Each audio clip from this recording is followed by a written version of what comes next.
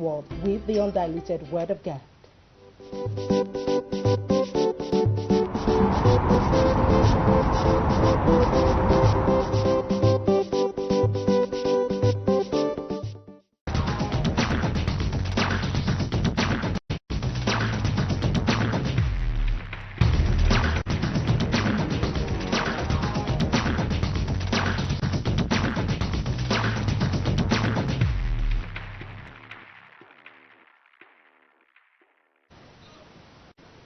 Good day and welcome to today's edition of Christians in Politics, reaching you live from the studios of the Advent Cable Network Nigeria Television, ACNNTV. I am Smart Simon, and today we shall be looking at the topic, Preparation for 2023 Elections. Is it too early? And with me in the studio to discuss this topic is the Venerable Joseph Onwaya JP, the Director, Civic and Political Affairs, and the Chaplain to the National Assembly.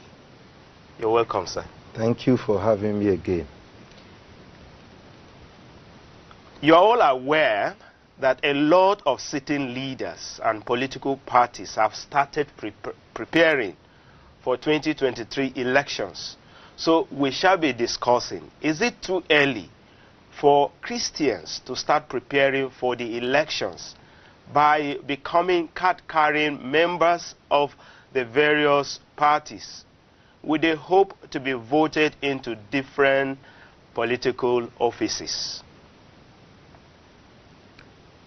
We shall discuss this after this break. Please stay with us.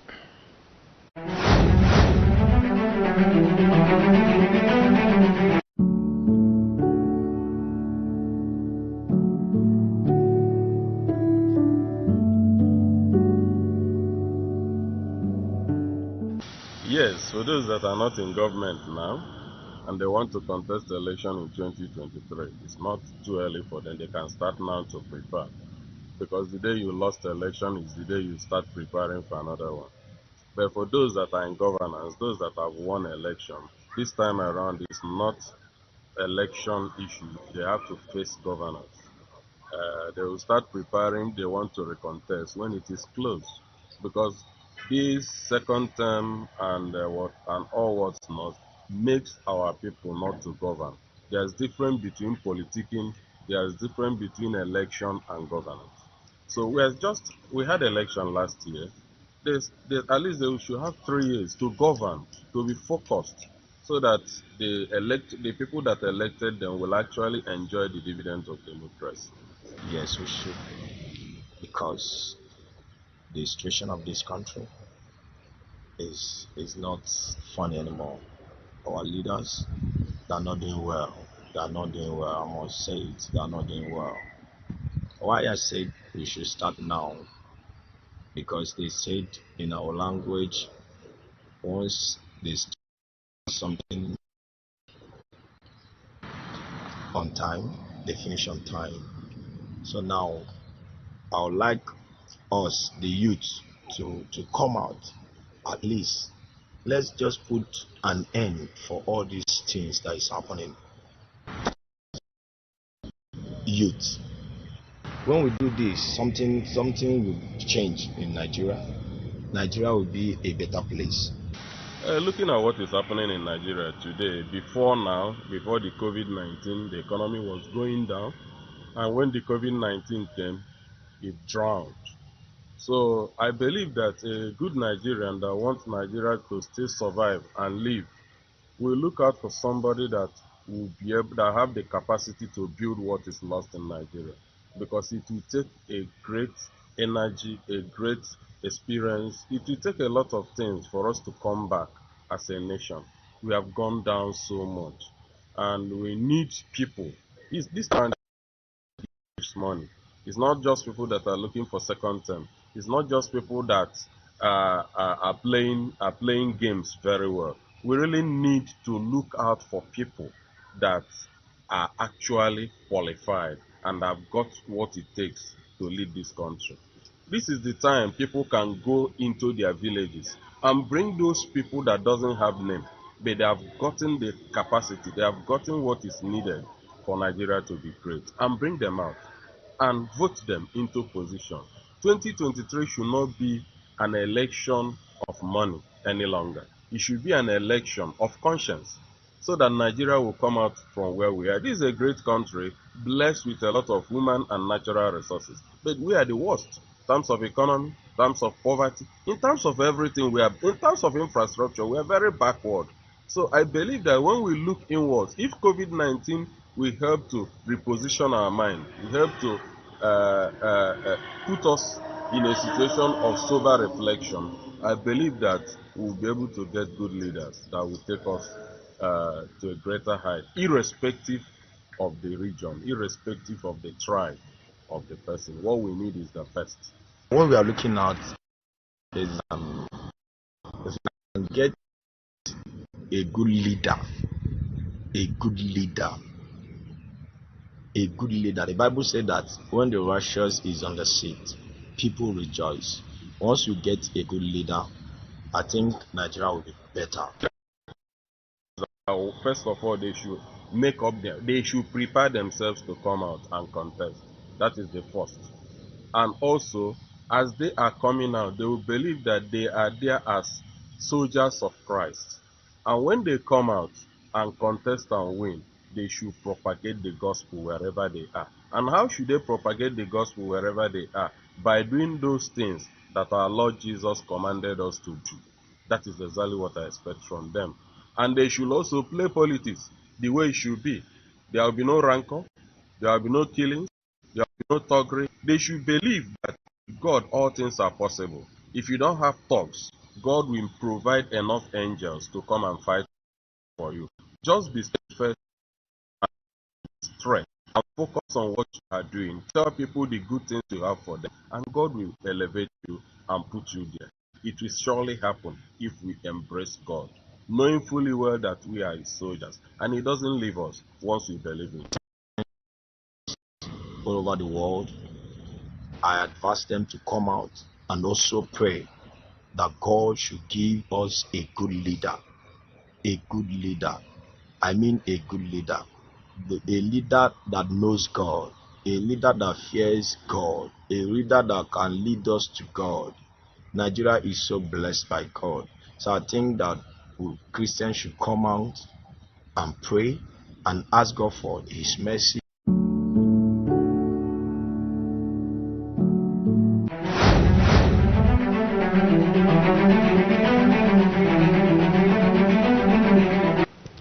Welcome back from that break. Now to the business of the day. Venerable, what is your take on the topic before us? Well, my take is that preparing for 2023 general election is early, but not too early. Some majority will tell you it is early. That people in the corridor of power should focus on governance. They will talk from that very perspective. That the people who are handling the steering of governance now should not be distracted with the noise of what will happen in 2023. But I can tell you, preparation is not about those who are currently on the seat. It is about we, the ordinary Nigerian, who are looking at what is going on. We are the observers. We are the people who are affected directly or indirectly by good or bad governance, whichever the case may be. So it is we that should be preparing ourselves against 2023. If we believe the present government is doing well, we should be preparing our mind, setting agenda now to retain them. If we believe that they are not doing well, they have not delivered on their promises, we should be preparing our mind now and setting agenda to unseat them with the hope to get a better alternative in place. So for me, it is not too early to start preparing. It is not too early to start strategizing. It is not too early to start putting our hopes in order. You see, when we were in College of Theology those days, I remember one recurring examination question throughout the 3 years in school. In every single examination, it comes up, and they will always put it as a compulsory question. You see, preparation, preparation, preparation is the mother of success. Discuss. Yeah. So it was much later I discovered where they were going, that for us as a priest, if you want to have a successful service, if you want to have a service that will be done with clinical efficiency, and the members of the congregation will be happy and will glorify the name of God, you must take time to start preparing for the service early. Not that you, from Monday till Saturday, you did not do anything. But Saturday evening, you say, oh, tomorrow is Sunday, let me prepare now. So certainly, there will be hitches in the service. Yeah. Even spiritually, you are not in tune, you are not fully prepared. The message will be so shallow, and so many things will go wrong. So, apply that to the governance of our nation. If we start preparing in good time, and we prepare and prepare and prepare, I tell you, we will get it right. All right, thank you so much. Just as they say, early to bed, early to rise. Yes. Thank you so much, sir. So what do you think will be the effect of early preparation? What effect would early preparation have on the sitting leaders, those who are there now? Yes, two things. It can have negative effects, it can have positive effects. Okay. Yes. Positive effect in the sense that, okay, let me start with the negative effect. Negative effect in the sense that many people will say it will distract their attention. Yes. When people are already now discussing this, the next election, when they are about midway gone inside the current tenure, they may be forced to abandon governance and begin to strategize on how to retain power, either as individual or as a political party, yes, instead of focusing on governance. To that extent, some people may say it will have early preparation will have negative impact or effect on those who are currently governing us. But for me, the positive effect on governance will outweigh the negative effects, because number one, I tell you, if the people in authority know that people are already thinking about 2023 and what is going to be, they will be forced to do the right thing. They will be conscious of themselves. You know, one of the biggest temptations when it comes to money, power, politics is this tendency to forget that this tenure will end so soon. Once you get there, you begin to revel in the euphoria of your success, and begin to do things anyhow in the name of I have arrived, I have won. You forget that time is rolling by, and time waits for no person. You forget that very soon you will go back to the people again to seek their own vote and support. So that temptation is always there. So when you forget that you are going to leave this office very soon, you will be making mistakes. But when you are conscious, or because of people's preparation out there, people's talking, which of course the person in the corridor of power will always hear what is happening at the bottom, yes, at the grassroots level. They do hear. When they hear people already talking about, oh, we need to start preparing for the next election. Oh, this is, I think we have identified some mistakes we have made. we will go about it this way to correct it, and they hear that people are already meeting and putting their strategies together, I tell you, they will sit down well and begin to do what, as is coming to my mind, what I may term as defensive governance.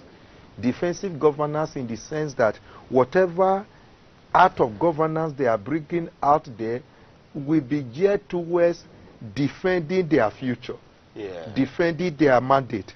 It will be geared towards reassuring the people that we are there for you. If you continue to give us your support, we'll guarantee that we'll continue to do well. So, to that extent, they will not make so many mistakes. Exactly. And on the part of the populace, you see, you don't need to wait till the 11th hour before you begin to shop for who will be the next leader.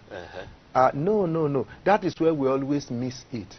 By now, we should be looking at who will be the next leader in 2023. We should be looking at their CVs. We should be looking at what they have contributed to society and to the general development of humanity. We should be looking at their profiles in the area of corruption, in the area of justice, in the area of working for peace and unity of this country.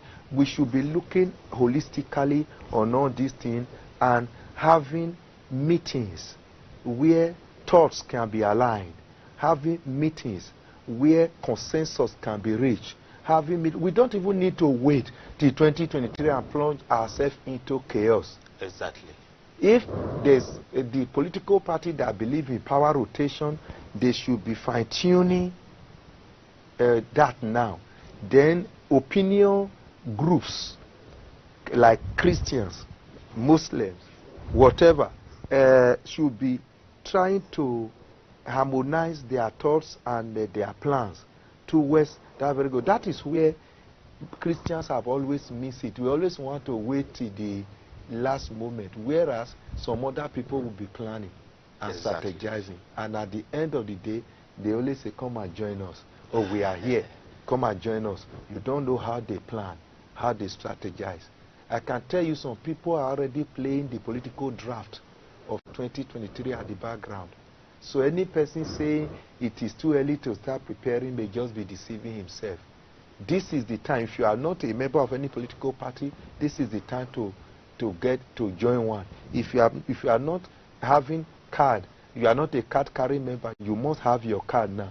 If you are not having your PVC, you have not collected your PVC, your PVC card has been there, and you have not bought that. This is the time to go and collect it. Why must you wait till the nick of time and go and end up in an endless queue? Exactly. So I don't think it's too early. All right. Thank you so much, sir. Now, looking at the situation we're facing currently in Nigeria in terms of leadership, what do you think citizens should put at the back of their mind as we think about voting a leader? We need a unifying figure, somebody that people can rally around and make a nation and develop a nation. Not somebody whose attitude and disposition will continue to divide this nation into pieces. I think one of the greatest problems we have as a nation, which has affected everything about our life today, is the issue of religion, the issue of tribalism, the issue of nepotism, and so on and so forth. We need a leader who can take Nigeria above these things that are limiting us.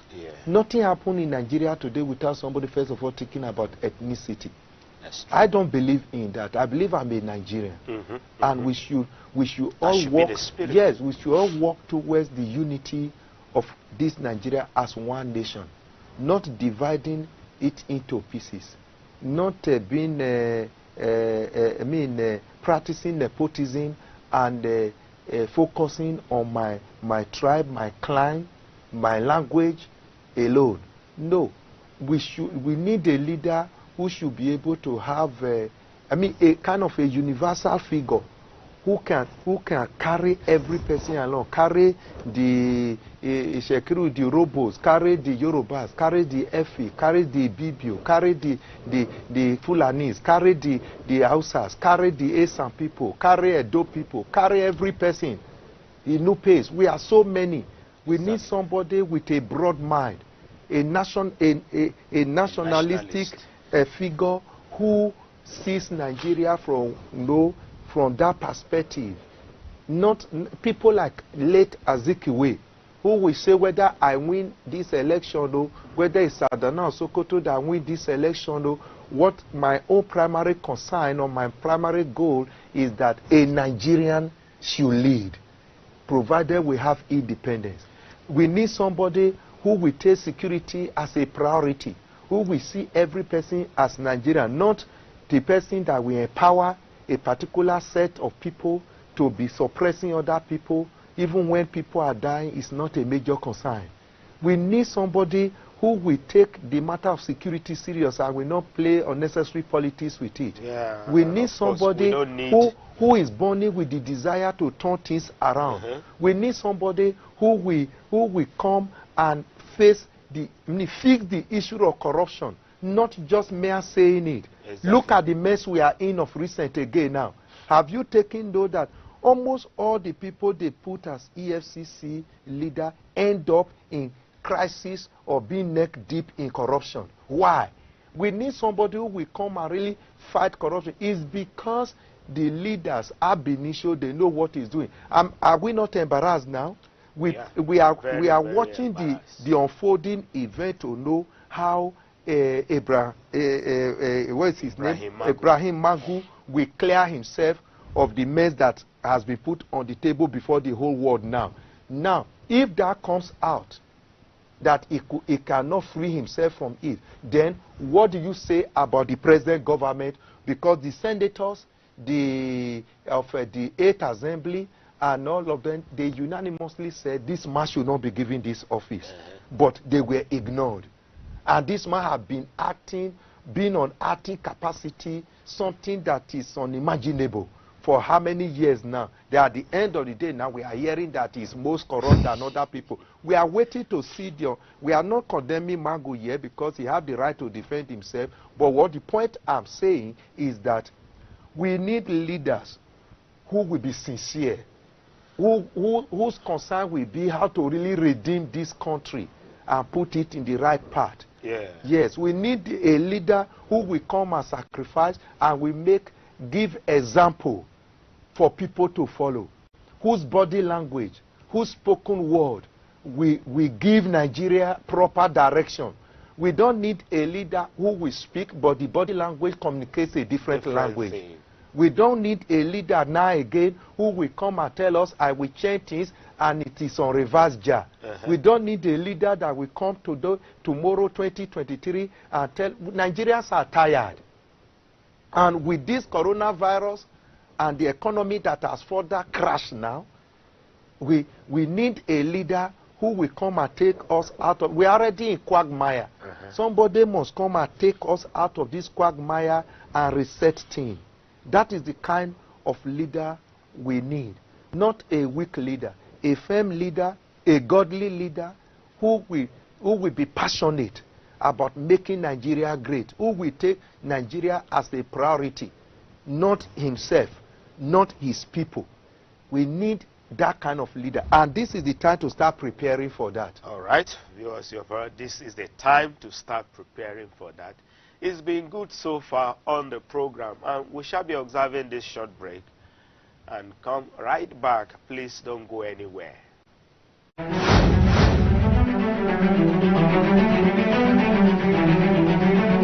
In the words of Martin Luther King Jr., all lives begin to end the day we become silent about things that matter. As Christians, we should consider very seriously whether to remain silent or give our voice to service in our political system. Christians are charged not to put their faith aside before entering the political sphere, but instead make it the essential core of their daily work as worthy ambassadors of Christ. Each of us must believe that we too can go into politics and make a difference, and not complain and criticize on the pulpit about bad governance. Or better still, give ourselves extra prayer points for God to heal our land from corruption and other vices that plague our society. We will not give up. Let's join hands together to fight this course by participating in politics, for by so doing, the desired change must come. As Abraham Lincoln put it is better to have tried and failed than never to have tried at all. It is unfortunate today that far too many believers are expecting the solutions to our problems to land on Air Force One. They are expecting the transformation to come from our elected officials. But 2 Chronicles chapter 15, verses 3 to 6, puts it in proper perspective. It says, in those days there was no true God, no teaching priest, and no law.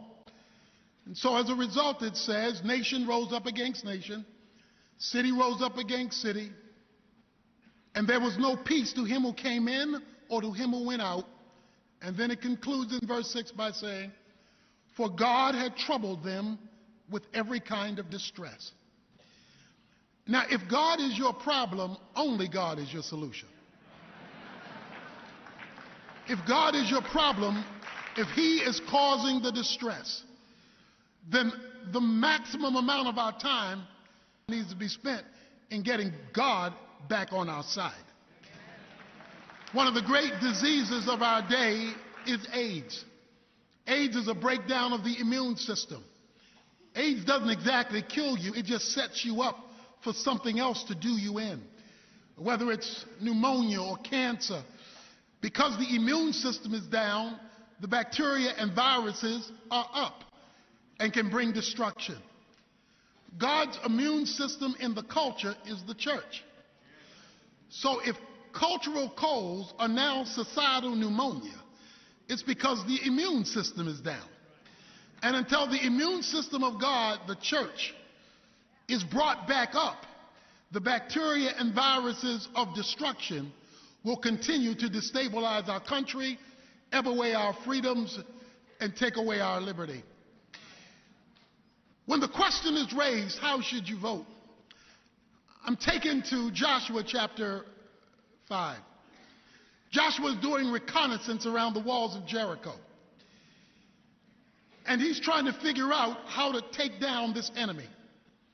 He looks over and he sees the captain of another large army dressed in battle array.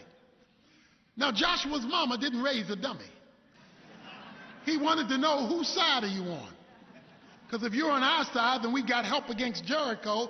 But if you're on their side, we've got double trouble. So before I go out here and make a fool of myself, whose side are you on? That's when the captain says to him, I think you are confused. I'm neither on your side, nor am I on their side. I'm captain of the Lord's army. I did not come to take sides. I come to take over.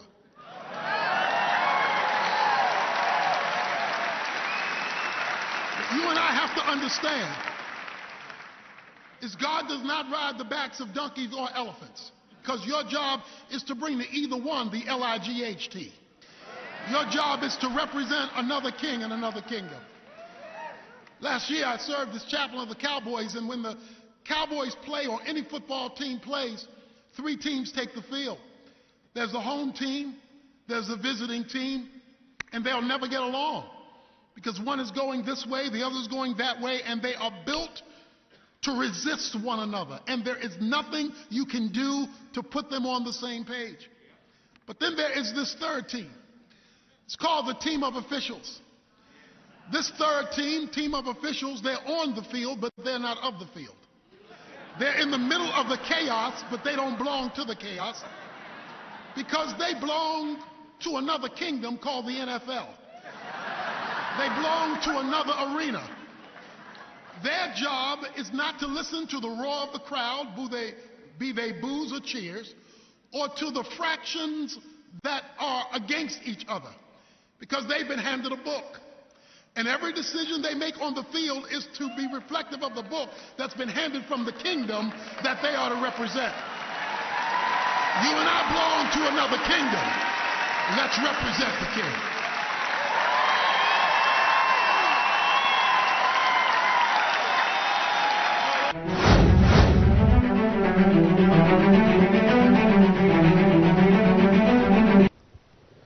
good to know you are still there. Now to the concluding part, I beg your pardon, of the discussion. Venerable, with the performance of the youth at the local, state, and federal level, will you say that the youths are ready for a position of leadership in Nigeria?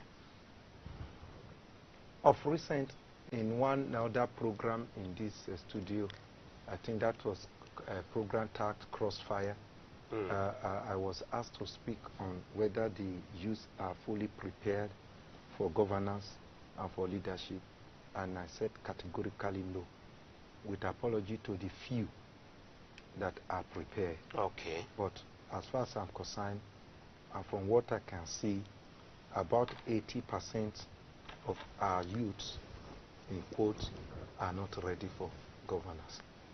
I say that with all due sense, like as I said, with apology to the few who have been able to pay their dues and are focused, but majority are not focused.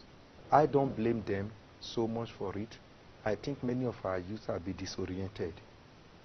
There are many that have never known any other good governance apart from the bad one they see. They were born inside this kind of chaotic way of leading, and this unnecessary display of stolen wealth to the point that the orientation is, let me get there and share from the national cake. Such people cannot lead, because you cannot put on the table what you don't have.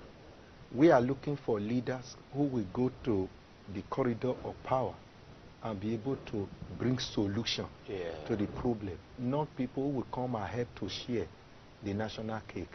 By the way the national cake is going down by the day, we are looking for people with the solution.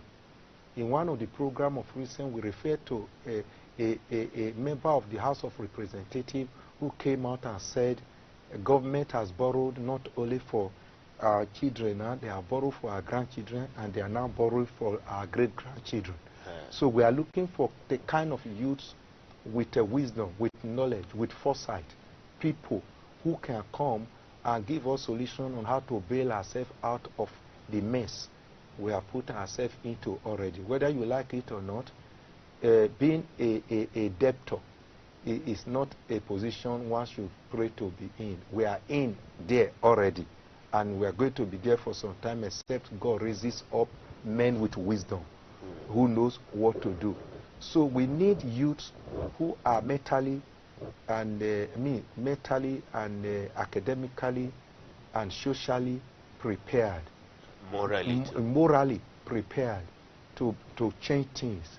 See, when people like young Joseph came to Egypt, or came up in Egypt, he became a solution to his own generation. He saved the world of his time.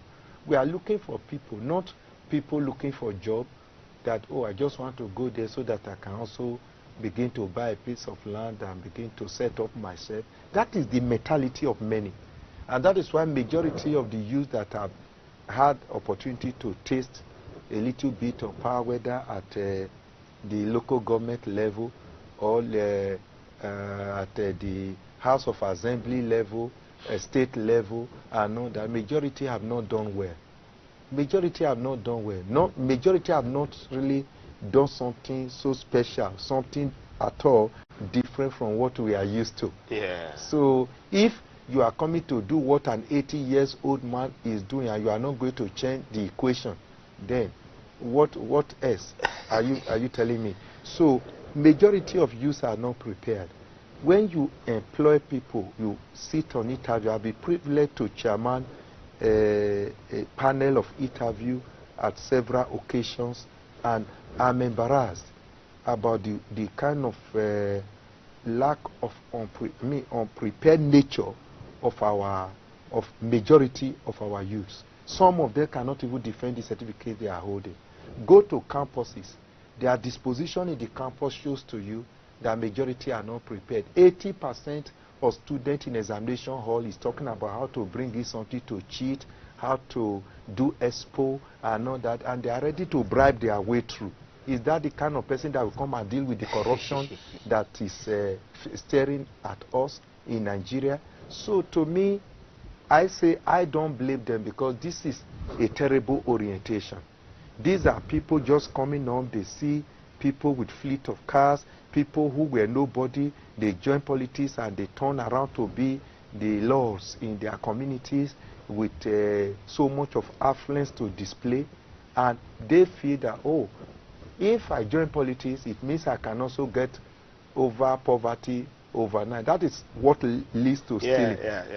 We are in an era where about 80% or thereabout of our younger population behave like one Mr. Ali in those old days, what we call the Oxford English reader, which we were using in primary school those days. And Ali was a very popular character. They say Ali wants to get rich quickly, but he does not want to work hard. That is the kind of orientation that is driving young people today into becoming Yahoo boys. That is what is fueling kidnapping, fueling insecurity, because people want to get rich quickly. They want to use the word make it overnight. People with such mentality cannot lead. We need people who are well-groomed, people who are focused, people who are determined, people who know where they want to take their country to, and above all, people who are ready to make the ultimate sacrifice to ensure that their desire upon our nation Nigeria is brought to bear. That is the kind of youth we need. For now, I must say, without no doubt in my mind, that we don't have plenty of such people among our youths. All right. So now you have identified we have big problem in our hands. Should it be that there are no mentors to mentor the youth? Because from the scripture, we know that when Moses was leaving the stage, there was a Joshua to take over, because they have been together. Yeah, what I see is negative mentoring. When your life, your style of governance, your attitude, your disposition is sending wrong signal to the generation that is following you, that is negative mentoring. We cannot say there are no mentors. Somebody is mentoring somebody every minute of the day. But always. But unfortunately, it's always on the negative side. When you are going to, the election is going to happen, and the people in authority, all that they can do is to be strategizing on how to snatch ballot boxes. On all that they are doing is strategizing on how to share wrapper and share labeled rice to give to people just to buy their conscience. The younger generation following are watching. That is mentoring. They are telling them this is how to do it. When you are there, you steal, and when you steal, as some people say when you want to steal in Nigeria, just steal a big one, so that you steal the one that is enough for you to defend yourself with EFCC and bribe judges and buy the police and all that. They are PAs, youths.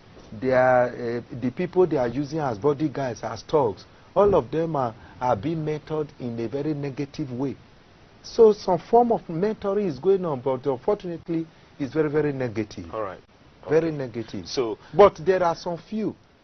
Like I know a senator who will tell me, is my PAs already in the fellowship ground because I'm on the road driving down. I'll say no. He said, Jesus, what is wrong with my secretary? What is she doing in office that I cannot be in the fellowship? What is wrong with my PA? That is mentoring. What that one is, the signal that senator, well, unfortunately, is not on seat now again. The signal was sending to the secretary, to the PAs, and all the people following him was that it is through the grace of God I got to this office. It is true by the power of God I'm being sustained. I lean on God for wisdom to do whatever I'm doing in this National Assembly. That is positive mentoring. In many days, the senator rebuked his chief legislative aide in my presence to say, can you tell me why on earth you were not in the fellowship to pray? because we use prayer to begin each legislative week. That is positive mentoring. And that is the kind of thing we are not seeing from many.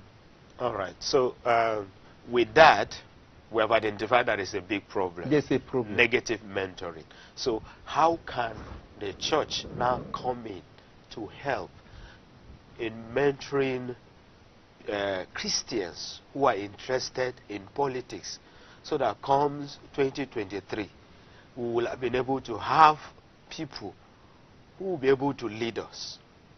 How can the church step in? Because the church is having a lot to do in preparing people into position of leadership. Yes, the church can do so much by trying to identify some young people and trying to prop them up and to join politics. Even in the arms, the service arms of the church, for instance, we have, if we look inward, Anglican Youth Fellowship. The pastor should pay attention. The pastor should pay attention to what is happening there. They should be able to prop up some people. You find people in that leadership, find that they're doing well. How well are they doing? So try to encourage them, try to teach them at that level. Because these are the people that will grow up and become elders tomorrow. And it will happen very soon. So church should focus attention on all this. And church should not be ashamed or to teach on the issue of justice, on the issue of good governance, on the issue of leadership. We should not shy away from teaching on these things and challenging our people to come up, challenging our youth to join politics. How many youth today in our churches are card-carrying members of political parties? These are some of the issues. And if we don't care about that, then something will go wrong. It is not when we get to 2023 already before we begin to encourage the youth to go and register and to join political party, or before we start trying to talk the youth into participating actively. It is not wrong for pastors to find out from the members of their congregation which political party do you belong to. How are you participating now? Don't wait till 2023. Now, are you attending meetings? What are your contributions? And all that. Do you know you can be this? You can be that? And we should also pray for them, because it is God that ultimately chooses leaders. Irrespective of the politics, God also have hand in the choice of leaders, whether good or bad. Go and read the Old Testament. Some leaders that were bad were deliberately allowed to come up to correct the people, to correct those who were in error. There are some, when God is fed up with such evil leader, he has a way of dethroning and raising new leader of his own choice who will come and walk with the mind of God. So we should pray for members of the congregation. Should be part of our prayer that God should raise leaders from among us. Once God generates the interest in our members, in our youths, you see that the zeal to come up will be there. So this is very, very important. All right, thank you so much. Now you know that Nigeria just announced its withdrawal from West African Examination Council. Yes. Because of COVID-19. And then we have about 2 million to participate in that election. But again, election is coming up in Edo and Ondo, and we have almost 5 million voters. But that was not stopped. But for the examination, it was stopped. Do you think that there was a wisdom in that? What is your opinion on this matter? There is wisdom. Okay. Yes. In pulling our children out of that very something. Many people have been agitating, let children go back to school, let school be reopened. I ask, can you control these children when they go back to school? In the COVID-19, the figures is still growing by the day. I'm sure we have not yet reached the peak, or we are not even near the peak yet. Are we going to be able to... We don't want to reach the peak. We don't want to reach the peak. Yeah, that is the reason why I said the decision was wise. Okay. Number one, let's be frank about it. I'm a trained teacher. Where are we rushing to when it comes to education? There are millions out there who have graduated, no job. We are not creating any job. And there are millions there. Why are we rushing our children, pushing them so far? If that people are talking as if school did not run for 1 year, the whole world has collapsed.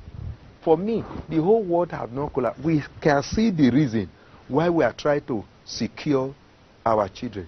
When you come to the issue of election, you are talking about, WAEC is a nationwide thing. The election you are talking about is localized in 2 states.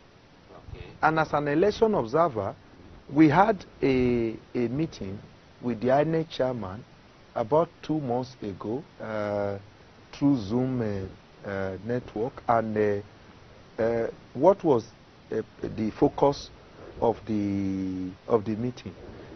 They were trying to brief all the civil society heads throughout the whole country about the preparation INEC has made so far, and the strategy they have put in place so far to make sure that we can have election within this period of COVID-19 and without spreading the disease through that.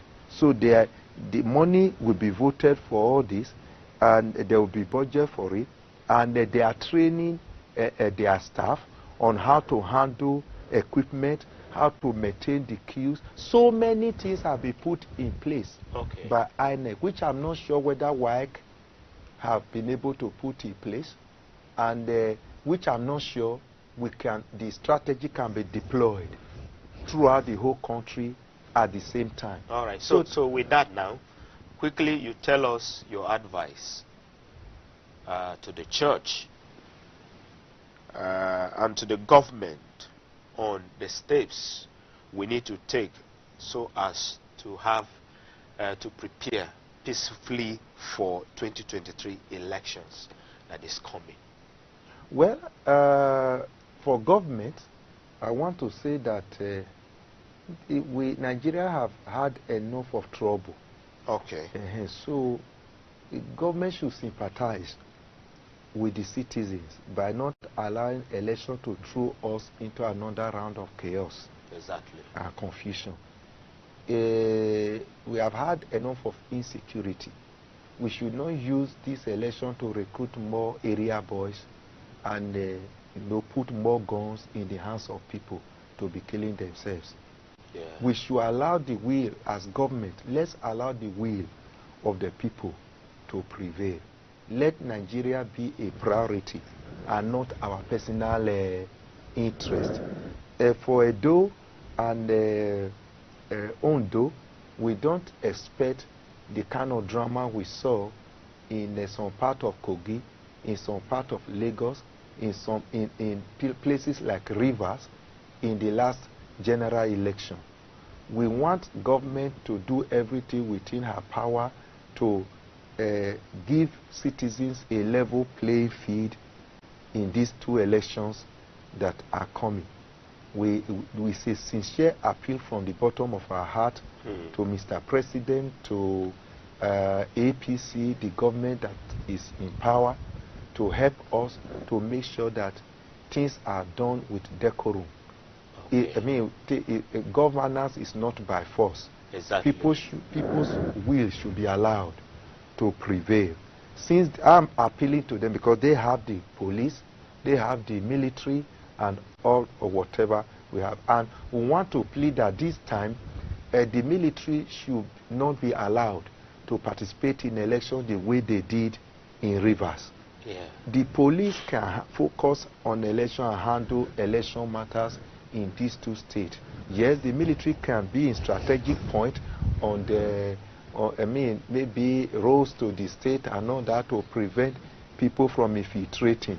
Now, on the side of the church, we need to continue to sensitize. We need to continue to talk to our people to let them know that we don't need to lose our head because of election. We don't need to be used, allow ourselves or our children to be used as thugs in the coming election. We should prepare to vote and not prepare to fight. So we should come out to vote.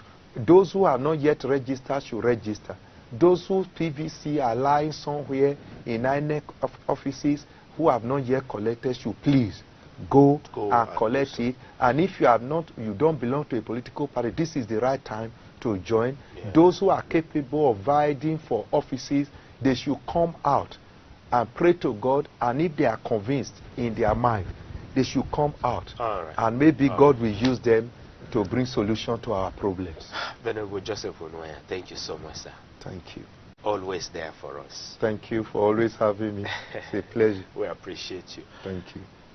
Voting and politics are sometimes avoidable, but why not use your voice to make your country better as a Christian? We are told to pray for our leaders and to submit to their authority. Elections of government leaders is found in the Bible, and we can even see that the king's heart is in the hand of the Lord. Consider how you can make a difference by participating in the process to get good leaders in place. And that will be all for today on the show. God bless you.